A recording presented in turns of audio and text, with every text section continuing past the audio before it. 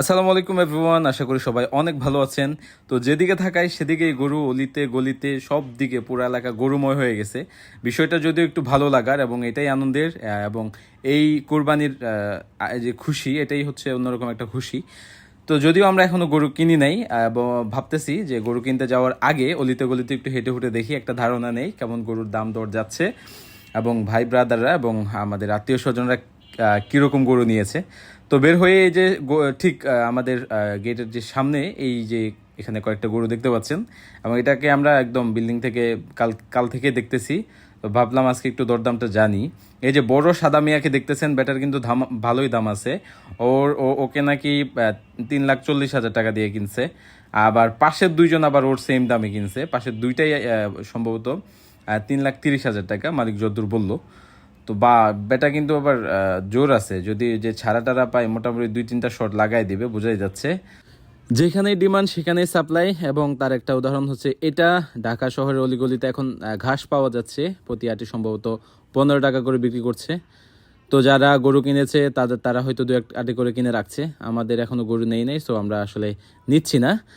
তো এক গলি থেকে গরু দেখে আমরা টুং টুং করে অন্য গলিতে চলে যাচ্ছি গরু দেখার জন্য। আকাশটা অনেকটা মেঘলা, দোয়া করতেছি বৃষ্টি যেন না আসে। বৃষ্টি আসলে আমাদের আজকে ঘুরতে যাওয়াটা ভেস্তে যাবে।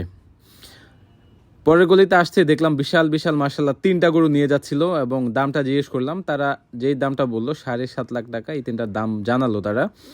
তো আসলে এটা কতটা যৌক্তিক নাকি এর থেকে বেশি হইতে পারে, আপনাদের ধারণা থাকলে কমেন্টে জানায়েন যে এই 3টার দাম আসলে কেমন হইতে পারে বর্তমান বাজারে।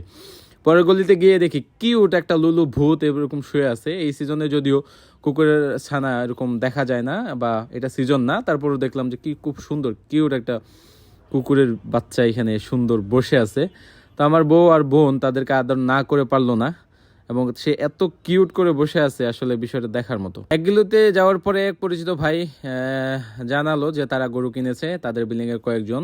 তার মধ্যে এই গরুটা নাকি 1,20,000 টাকা দিয়ে কিনেছে। হ্যাঁ, তো মোটামুটি আমাদের একটা ধারণা হচ্ছে আমাদের হয়তো এরকম আশেপাশে বাজেটের একটা গরু আমরা নিব ইনশাল্লাহ। তো 1,20,000 হিসাবে এই বছরে মনে হচ্ছে গরুর দাম গত বছরের তুলনায় অনেক বেশি। বেটাকে দেখলাম শিকল দিয়ে তালা মেরে রাখছে, তার পাশেই আরেকটা মোটামুটি একটা কালা সাদা কালা চান, মোটামুটি মাথার মধ্যে বিশাল ভাব নিয়ে, হ্যাঁ, সেজে গুজে আছে। তোরে খাবার থেকে তোলা যাচ্ছিল না। এটা নাকি 1,60,000 টাকা এরকম একটা দাম বললো তারা। তো গরু মোটামুটি আছে, সুন্দর আছে। অনেকদিন পরে গরুকে খাওয়াচ্ছি, দেখে ভালোই লাগছে। খুব ইচ্ছা ছিল যে কোরবানির 3-4 দিন 5 দিন আগে থেকে গরু কিনে রাখবো, এবং এভাবে নিজে একটু সেবা যত্ন করে গরুটা রেখে তারপর কোরবানি দিব। বিশেষ কিছু কারণে সেটা আসলে হয়ে ওঠে নাই।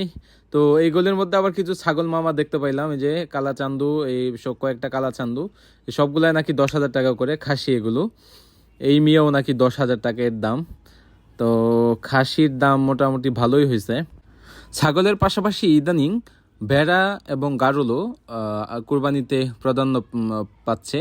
তো এইগুলিতে বেশ কয়েকটা সম্ভবত এটা ভেড়া দেখতে পেলাম। তো এটার দাম নাকি 11,000 টাকা এই ভেড়াটা। তো আমি মনে মনে ভাবতেছিলাম একটা ঢুস খাওয়াবো ছোটো বোনকে। তো যে কথা সেই কাজ, মোটামুটি একটা তাড়া দিল ভালোই। তো দেখতে মোটামুটি ইউনিক, আর ধরতেও তাদেরকে খুব বেশ ভালোই লাগে। শরীরে যে উপরের লুমগুলো একটা আরাম আরাম ফিল দেয়।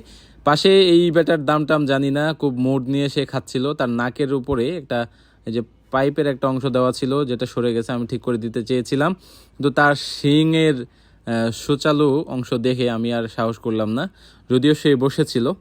পাশ দিয়ে আরেক মামা হেঁটে যাচ্ছিল, মোটামুটি একটা ভাব নিয়ে র্যাম শো করতেছিল। তার হাঁটার স্টাইলটা কিন্তু সেই, তাই না? তো এর দাম নাকি 59,000 টাকা, ওরা যা বললো। তো 59,000 টাকা যদি দাম হয়, মোটামুটি এটা কম হয়েছে বলে আমার মনে হয়। যাওয়ার পথে শয়তানি একটা বুদ্ধি ঢুকলো মাথায়, ভাবলাম এটা নিয়ে আরেকটু ছোটো বোনকে ভয় দেখাই। হ্যাঁ, লুলু লুলু, এই লুলু লুলু, কি বলো বলো ভাইয়া, দেখছো কত কিউট। তুমি কি ভয় পাও আমি এখন জেনে গেছি। এইবার ওকে নেবে না।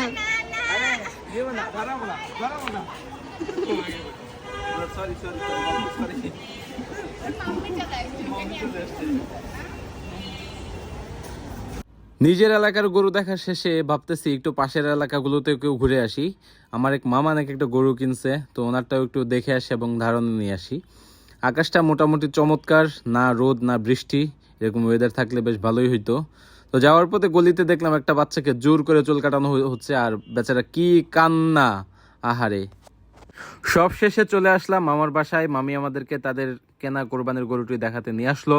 তো এখানে পরপর 3টা গরু বাঁধা আছে। এটা হচ্ছে দেশীয় জাতের একটা গরু, এই গরুটা না, এটার দাম সম্পর্কে আমার আইডিয়া নেই।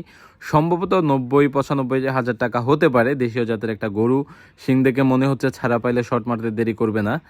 তো মাঝখানের দামটাও জানি না আমি। এই যে এটাই হচ্ছে মামাদের গরু, এই গরুটা 1,27,000 টাকা দিয়ে তারা কিনছে। তো গরুকে এরকম দেখলে ইচ্ছা করে হাতে ধরে খাওয়াই, একটু দড়িটা খুলে অলিতে গলিতে হাঁটাই। তবে যে ঢাকা শহরের যে রাস্তা, এখানে আসলে গরু হাঁটানো যাবে না। একবার যদি ছাড়া পায় পুরা এলাকা আতঙ্ক তৈরি করে ফেলবে। মোটামুটি এলাকা ঘুরে ভালো একটা আইডিয়া হলো, বুঝতে পারলাম কিছুটা। এবার যাওয়ার পালা হাটে। তো হাটে গিয়ে দেখি আমাদের ভাগ্যে কি আছে এবং আসলে কি কেনা যায়। তো ভয় লাগছে হাটে যেতে, যে কোন সময় লাত্তি গুতা খায় গরুর, বলা যায় না। সামনে পিছনে কোন দিক দিয়ে দুবদাব লাগায় দেয়। তো কারা কারা এই কোরবানি ঈদে গরুর লাত্তি গুতা খাইছেন কমেন্টে জানায়েন। আজকের ভিডিওটা এখানে শেষ করি। আল্লাহ সবাইকে ভালো রাখুক। আল্লাহ হাফেজ। আসসালামু আলাইকুম।